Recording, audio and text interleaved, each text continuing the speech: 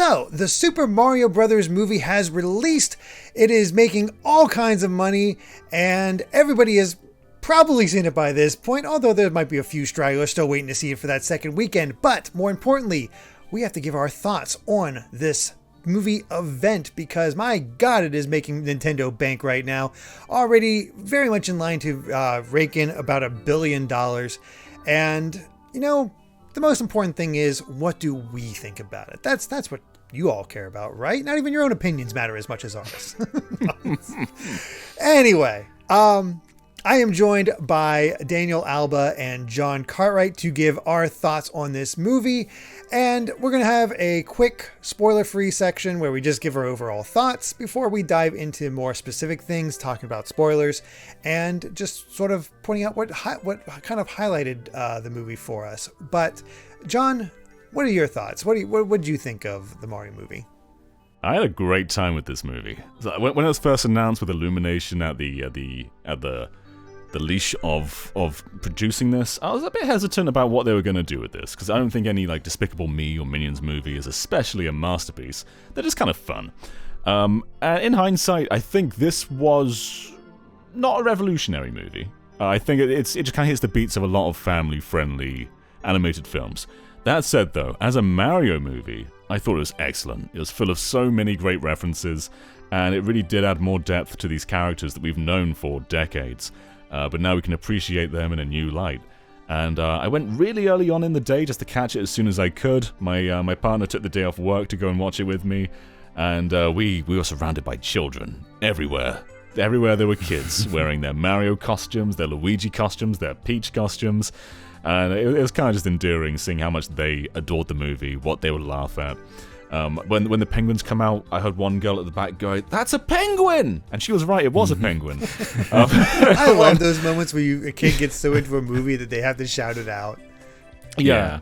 And when the movie ended, everyone was like rushing out and jumping, like they were platforming around, so clearly kids love it. And yeah, I had a great time with it.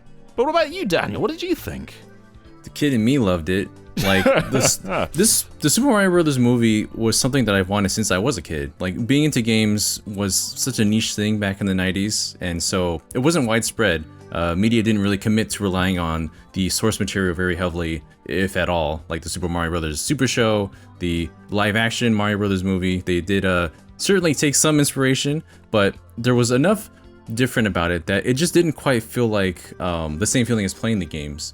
So like I remember back when watching like the Kids' Choice Awards on Nickelodeon, witnessing those like 15 seconds of them announcing the best video game of that year.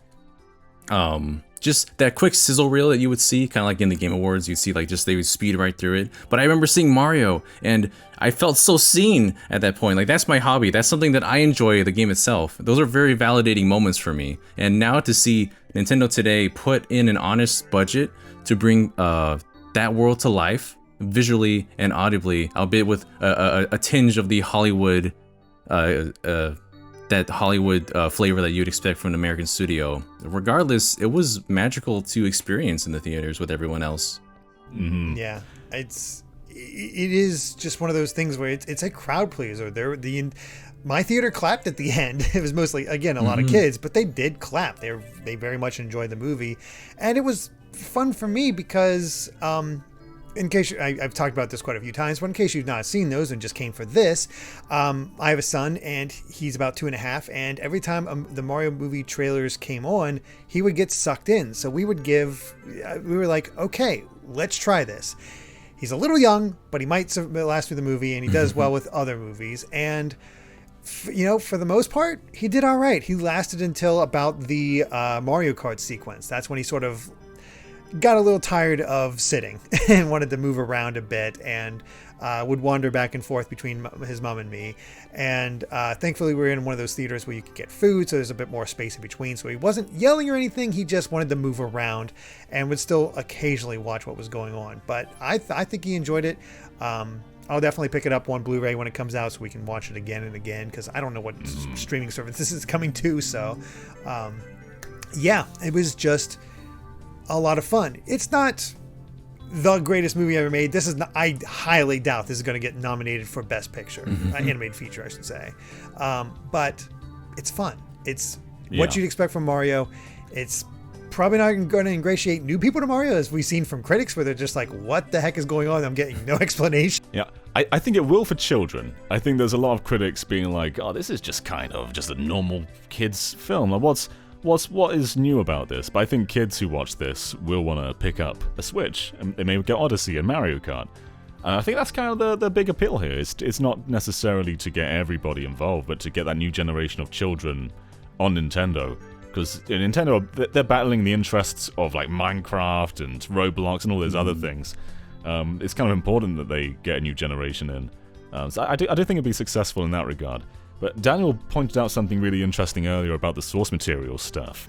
Because like, if you think about movies from like late 90s, early 2000s, game adaptations, even Mario itself, the first movie, and stuff like Doom or the Resident Evil live-action games, movies even, they would take like little things from the games, like sometimes characters, and sometimes the I guess the broad plot. But it's so rare you see game mechanics in movies.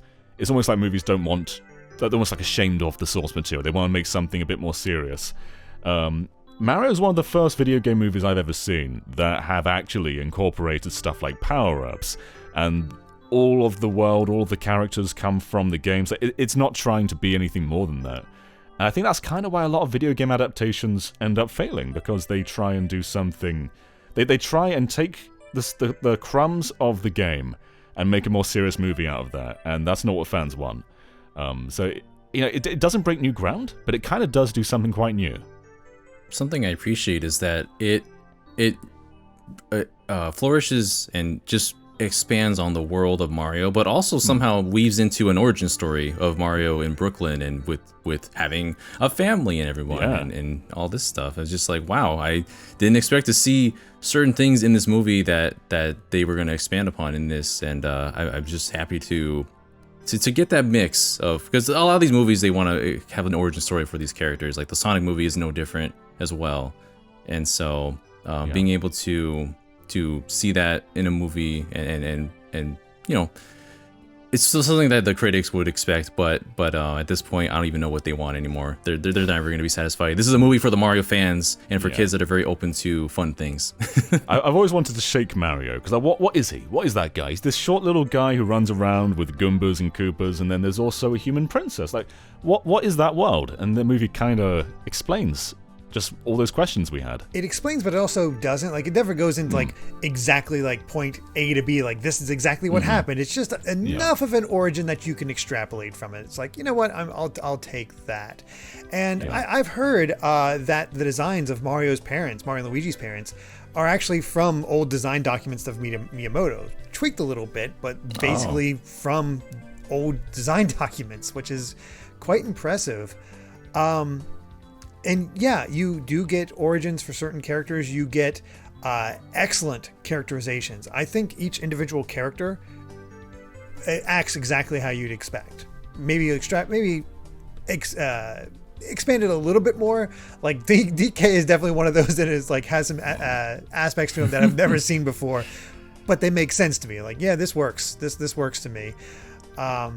And it's the, I think, character interaction that might be a little weak, because the first 30 minutes or so of this movie, maybe 20 minutes, is rapid fire. Like, until you get to the Kong section, the Donkey Kong fight, it's just like, we gotta go, we gotta move, go. And it's like, it doesn't give you time to breathe. And I was honestly feeling a little worried, because I was enjoying it, but I was like, is this a little too much? But no, it settles into a nice pace, nice rhythm after that point, and just carried me the entire way through the rest of the movie. Tiny tangent on a point you made earlier about Mario's dad. Did you notice his design is very similar to Talon from Ocarina of Time, from Lon Lon Ranch? You say he's a previous version of Mario. I wonder if he wears like the Bowser necklace in Ocarina of Time. That was probably one. And it's like almost model for model, design for design, the same guy, which I love. Yeah, there you go. Yeah. But yes, Donkey Kong is excellent in this movie. They gave him a ton of personality. He was kind of the highlight for me at the end, which I wasn't expecting. I came away from this just wanting more DK. And we'll probably get more DK, because it feels like they're going to be probably doing a sequel to this, and maybe also a Donkey Kong movie, or maybe even both, I don't know. But I think that's probably more on the cards than more Nintendo IP. I think we will get Zelda and like Metroid down the line, but right now it seems like the focus is the Mario universe. That seems like it. If I had to guess, outside of the Mario universe, the next one we're going to get is absolutely Zelda. There's no doubt about that in my mind. But the movie is just stuffed with references and callbacks, not even to just Mario stuff, but like old Nintendo stuff. It's wonderful to see. It's one of those movies that like you almost want to watch again and again so you can spot those references, and it's just, again, fun. This is not high art. This is to the layman who doesn't care about Mario, this is probably on par with most Illumination movies. It's nothing. You're not getting any kind of deep character study, but this is Mario. Of course, you're not going to get any kind of deep character study. You're rewarded by. Yeah, you're rewarded by everything. You're rewarded by just the way Mario moves. Sometimes he does that sort of 3D world, like arms at the front jog. Sometimes he does that Mario 3, arms at the back run. And then the music too. It is just a congratulatory celebration of everything Mario has ever been. You get Mario World tracks, Mario 3 tracks, there's modern stuff from Bowser's Fury, there's Donkey Kong tracks. It is so beautiful. If they didn't even do this movie and just release a soundtrack of all these orchestrated songs, I would still say this is one of the best movies ever. But not even a movie; it's just a concert experience. I'd still sing its praises. The only small downside is the license stuff. Some of it's fine. Some of it, like No Sleep Till Brooklyn, okay, fine. It plays for a little bit. It works within the context of the scene. But then there's other bits. People have discovered that there were completely scored parts of this movie that were cut in favor of licensed tracks, and it is a big downgrade compared to what they were. Because they've released the album, which has all these cut songs in them, and like Take On Me did not fit that Donkey Kong kart scene anywhere close to the original composition, and I am very sad that we had that loss. Oh, go ahead, Daniel. On the positive side, like the moment that I heard the first trailer's music, like when Mario and Toad are walking around Toad Town and exploring the Mushroom Kingdom for the first time, you hear that medley of so many familiar tracks, as you mentioned, John. And I was like, yes, this is what I really want to see throughout the entirety of the movie, that they're going to lean into this entire legacy of soundtracks that they have for the Mario universe, for Donkey Kong as well. But then they still leaned into, it's that Hollywood tinge I was saying. They leaned into having music that are licensed, which, I mean, they're 80s tracks, so it's kind of thematic to, with the time period that this takes place in, because when you see Brooklyn, it's just references of all NES kind of era games, but they really could have done a lot more to capitalize on the wealth of music that they have at their disposal. I mean, the penguin interaction to me plays out better in the trailer, because in the movie, when the penguins are attacking, they have to put a license song in there. It plays for 10 seconds, the dun-dun-dun, that Kill Bill type thing, the dun-dun-dun. They don't put that thing. But in the trailer, it works so much better because it's just this epic music going in as they're fighting, and that's the nice punchline. It does. I felt like it removed from the punchline because of that licensed music. I think it also brings into those pacing problems you mentioned earlier, because it feels, actually, that song plays for like 10 seconds. It feels like it barely gets a chance to really have a scene with it. But there's many character interactions which are very rushed in this movie. Like when Mario first meets Peach, he's like, "Oh, I've got to save my brother," and she's like, "Well, I'm going to meet the Kongs." And then Mario goes, "I'm going to come with you," and she goes, "Okay." And then when she doesn't want to bring Toad along because she wants to save all her Toads, but this Toad goes, "But I'm brave." Then she goes, "Okay," and then he goes with them, and that's it. No character really gets a chance to have a conversation for more than 3 lines, and if it is, it's nothing that really develops anything, and that is a shame. I do wish they took their time to slow down a little bit and just sort of breathe more, because there's some great stuff in here. It's just the characters don't really get a chance to really converse much in this movie. Mm-hmm. Yeah, I think Mario has as many lines with Luigi as he does with Donkey Kong. It's weird. That's weird when it comes to the fact that this is a Super Mario Brothers movie. Fortunately, it becomes that by the end, but up to that point, it's more Mario, certainly. And I think it's definitely between Mario and Peach who get the most lines. Yeah, their dynamic's great. I love that they made Peach. Peach has been a prominent part of the cast before, Mario 2, 3D World, but I love that they made her kind of a ruler. We never seen her as a ruler before, and I loved seeing her wanting to protect the Toads. And it was great as she's always been in this world, so she's more experienced than Mario. Mario's not here to save the day, really. He's not some sort of prophesized hero. He's just here to save his brother. It's Peach who's taking on Bowser. And it's great that they kind of, like, they help each other out, and Peach is almost Mario's origin in many ways. And I guess we're not quite in spoiler territory yet, but a specific scene that we've seen in trailers and in scenes before is Mario doing that platforming challenge to sort of prepare for Bowser. And I loved that they kind of, it was almost like they were trying to contrast it with gamers. Like when you first try, you're not necessarily going to be good. We all run into that first Goomba in the first Super Mario Brothers. We all take a time to learn a level, and if you hand a controller to someone who plays Mario Kart for the first time, they're probably not going to understand how to drift or how to use items. And I love that they kind of use that in the movie. Mario had to grow. Peach has always been here. She's always been the gamer. She knows how to play. Mario's got to learn though, and he tries again and again and again, as we would with like life after life after life, continue after continue after continue, and eventually he gets good. It's just a great metaphor for games, which is what this movie is about. Yeah. Later in the movie, there's a moment where Peach is like, "Oh, you just kept getting back up. That was amazing. Yeah. I didn't know you were going to be able to do it." And you see Mario constantly get up again and again, like you're just trying a stage over again and again, and you get a little bit further each time until you finally get it. Although, yeah, sometimes you don't get it, but even then, that inspires you to keep on trying and playing to achieve that goal of yours. I was worried if they were going to try one-ups in this movie. I wondered if one-ups would show up, but yeah, thankfully they do power-ups. Power-ups is the most gamey thing you can do in a movie. No, I don't think any other video game movie has really tried power-ups. Not that I can think of. I guess Sonic has rings, but rings never do what they do in the games. No. But they have actual power-ups in here. They show Mario eating a mushroom and growing. Growing's a bit different to what's in the games, because Mario is always the small man in the games and becomes a big man, whereas now he's just kind of a middle man and becomes a big man. But I love that they kind of bring them in. But yeah, I was wondering if they were gonna, like, if Mario was gonna die or something, have like a one-up. That would be the most video game thing ever if they actually brought in the concept of multiple lives. Yeah, oh, God, if in the next movie they bring in the double cherry and have like Chris Pratt's Mario pick up the double cherry and then he dies but the clone lives on, will they do that? Will they touch that stuff? They're gonna.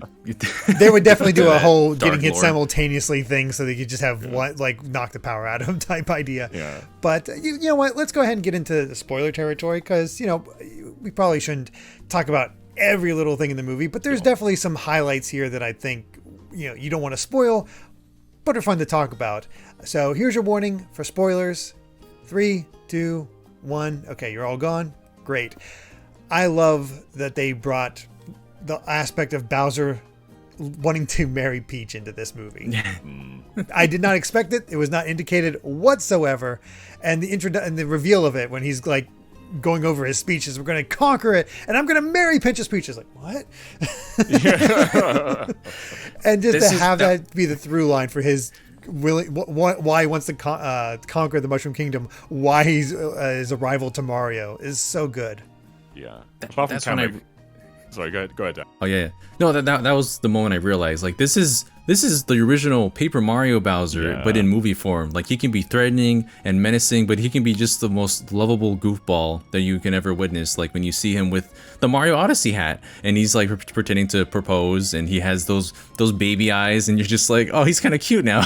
yeah. That's kind of what I was going to say too, Daniel. Like, Kamek in this movie is kind of the Paper Mario Kamek. We never see the stuff in the games, but you kind of get Cammy, this. Yeah, you kind of get like that more that sort of Bowser where he's not just always fearsome, and it's so cool that the model can go from being this sort of crazy, fearsome dinosaur dragon beast to being this sort of cute, big-eyed, lovable little guy. Bowser was great in this film. It's what I really appreciate for the art direction that Illumination took, was that models will actually stretch and pull. It sort of looks more like an actual animation, like a 2D animation instead of just being rigid. And that worked a lot. That worked pretty well for a lot of scenes. Like, they have great expressions, and I really appreciated them going that direction. Derek earlier said about this game being nominated. It probably won't get nominated for an award. Peaches, the original song, I don't think it can be nominated. Yeah, I don't know if it will. I don't think so. I think it's fine. It's good, but it's not going to win anything. It's funny. It's funny seeing all those multiple Peaches come up to Bowser. That's fun. And My favorite line in the movie is probably the whole, you didn't think I was actually going to marry you, did you? Did you? Yeah, kinda. Yeah. The delivery on that is so good. The face. I love it because he does look legitimately shocked. But yeah, just Bowser is an absolute highlight. As you said, DK is a highlight as well, John. And the action set pieces are extremely well done. My personal favorite is probably the one with Peach and the Ice Flower, as she just tears through that wedding. It kind of gives you vibes of the old Mario comic where she's dressed as Luigi, threatening people with a bomb, and just action princess. Yeah. So to bring that back is a lot of fun. And that was the point where they were going to sacrifice all the prisoners as well. Daniel's got something to say here. Go ahead. This movie wanted blood. Yeah. Like the very first scene that we see in trailers where Bowser's like, "Open the gates," but you didn't see the part in the movie where he says, "Or die." I'm just like, oh my god. He wanted to kill Luigi. He wanted these guys to die. There's gonna be a sacrificial wedding. The guy was crazy. He barbecues a Koopa to turn it into a dry bone. Yeah. And we've also got that Luma that just wants death. He wants his own death.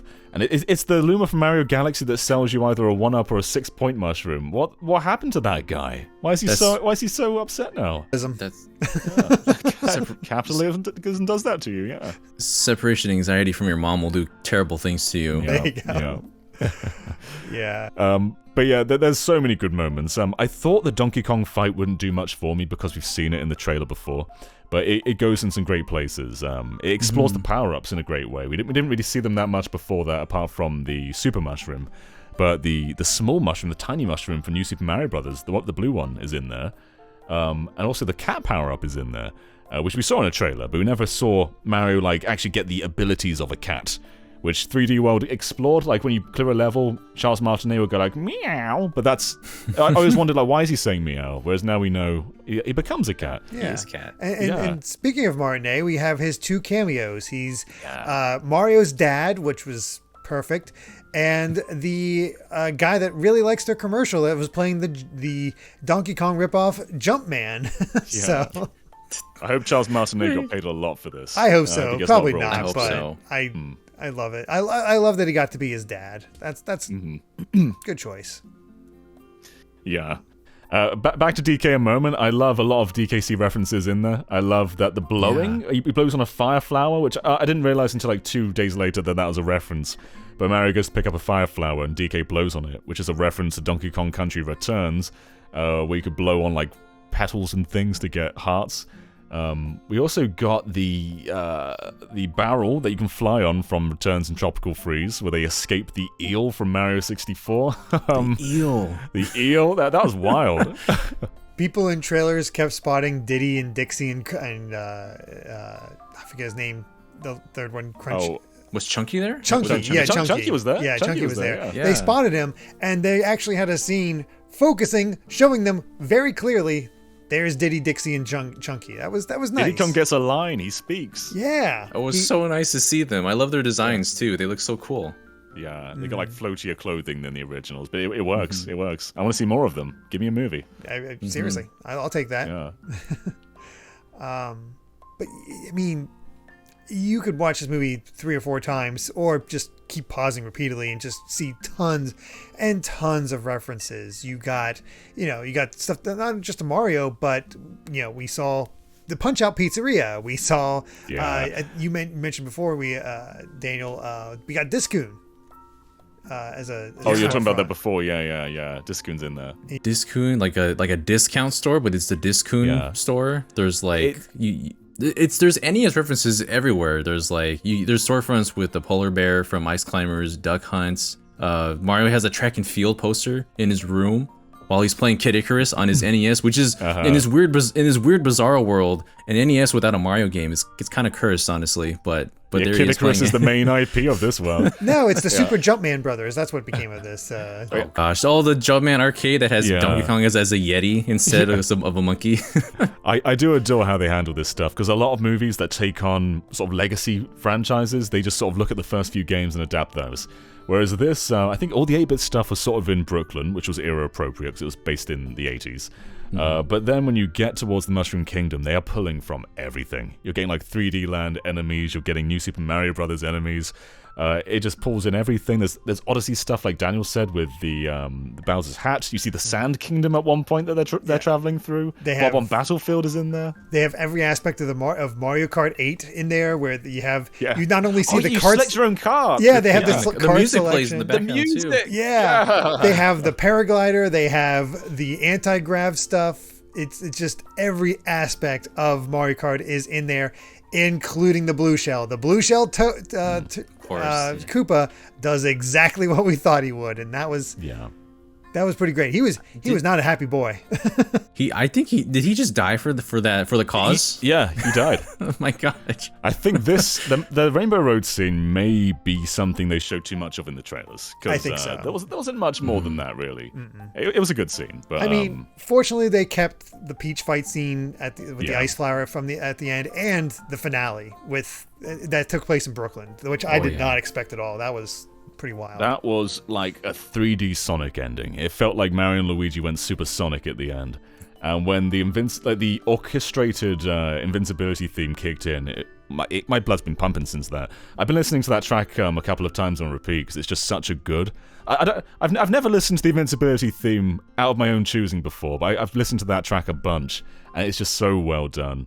It just feels incredibly anime, just them tearing through all the forces, jumping into the sky, stomping down on Bowser. That was such a good scene. It was incredible. They incorporated Mario and Luigi did the Bowser toss together from Mario 64. I was like, they need to have this in there somewhere. They throw them in the air, and this is the most anime sequence of them doing the downward kicks together. It was so great. So good, yeah. Before that moment, it's something I've never seen before, is Mario beaten and bruised. Like, oh my god. Yeah. Like that was sad. Like you said before, they went places with this, with the whole death and like killing and all that. And I mean, we could be here and just talk about every little thing that this movie showed because it is stuffed with it. There is just so many just fun moments to point out and see, but I think it just handles it super well. And I'm really hoping, especially with the success of this movie, that other companies look at this and be like, we got Sonic 3 coming out. Let's put more Sonic stuff in here and less human stuff. Let's adapt this other video game property and stick to that sort of thing and like stay faithful because people accepted the strangeness of Mario. Let's go for it. Yeah. Sonic 3 needs Crush 40. It needs to dive into Adventure 2 as much as it can. Just get the Bio Lizard in there, make it pull something in space. Destroy the moon. Yeah, destroy the moon. Yeah. No, you are right though, because this is kind of the secret ingredient. The secret ingredient is not changing anything. Yeah. Guess what? People really like Sonic 2 more because there was more Sonic stuff in there. Keep doing that. Yeah. Sonic 2 felt like a Sonic game in its final act. Like it felt like something you'd expect from a 3D Sonic game, especially with them all coming together. We just need more of that. That's just kind of what cinema's been missing, just a video game adaptation. I think, comic book movies are always going to be popular. There's been a bit of a dip lately, but I think they're still going to... Like, when Secret Wars comes along, it's going to do great. But I do think we're kind of approaching a new era of video game adaptations. Like, this medium is already incredibly profitable. Down the line, we're probably going to see even more movie adaptations. And Nintendo, they're not going to stop here. They've already got... Chris from Illumination on their board. He's part of the Nintendo board now. So clearly there's a lot more to come, and we already know from the post-credit scene that of course there's a sequel coming. Of course, yeah. And we got now they have the cross promotion with Universal. So yeah, I think I just heard they're shutting down one of the some ride for Universal, which I bet that's going to get pulled into Mario stuff. Like it's like I think Mario Story is going to slowly start to encroach when you have a franchise that did that much that has been going for this long, and you know what? That's looking pretty nice. And Nintendo has a lot of IPs, so yeah, they do. Yeah, the launch. Sorry, go ahead, Daniel. Oh, sorry. Just earlier when we were talking, we mentioned how all the NES references that we see in Brooklyn, there's no like Zelda, there's no Metroid, there's no Kirby. But could that be intentional? I think it's intentional. Putting them elsewhere, just future-proofing themselves right now. Also, not everything has to connect. I think the MCU has made this sort of mindset that everything has to be in its own canon. I think I'll be honest. I want Zelda, Metroid, and Mario to be all separate. I don't need them crossing over. It doesn't have to work to Super Smash Brothers. It'd be kind of nice if it did, but we shouldn't be expecting a Smash movie. We don't need to have constant crossovers. We're just fine with sequels and these separate franchises. Yes, it'd be cool to have them cross over at some point, maybe have that down the line, but don't build towards it. Just make their own good movies. That's all I want. The launch of the next Nintendo console is going to be huge after this, I feel. Because they've got this band of children who've they're hyped on Mario, and there's no new Mario game for them to play. They can play Odyssey, they can go and play Mario Kart, but there's no game waiting for them. If there's a launch Mario for that next system... we all know it's coming. That was what they're waiting for. Yeah. Like, Odyssey 2 would have happened, probably not if for the Mario movie. Now they're just planning ahead at this point, probably. We all know Donkey Kong's coming too. You don't put Donkey Kong as a huge part of this movie when he hasn't had a game in 8 years, and you make a theme park for him. Of course there's Mario and Donkey Kong movies in development. They're coming. Yeah, it's without a doubt. And if they stick to this quality and maybe even better, I'm all for it. I think, Donkey Kong, you could probably get away with this sort of lighter story element. Mario movie sequel, definitely. Like, there's so many ways they could go. Like, they introduced the Yoshi egg, so obviously Yoshi's gonna be a big part. But where do you go from there? Yoshi isn't enough to really support his own movie, unless they're gonna like do a Yoshi's Island movie, which would be wild. Maybe. But they still haven't introduced Wario, Waluigi, Daisy, Rosalina. There's a lot of popular characters. It's very likely, very easily going to be a thing where the Koopalings and Bowser Jr. shows up, and all of a sudden you have this crew of Koopas to deal with, and that immediately raises the stakes. There's Will ways they do the Bowser Jr. Mama storyline? Will we find out the origins? I don't know. I'm going to say Bowser Jr. is probably adopted, where he's like a fan. He's just like...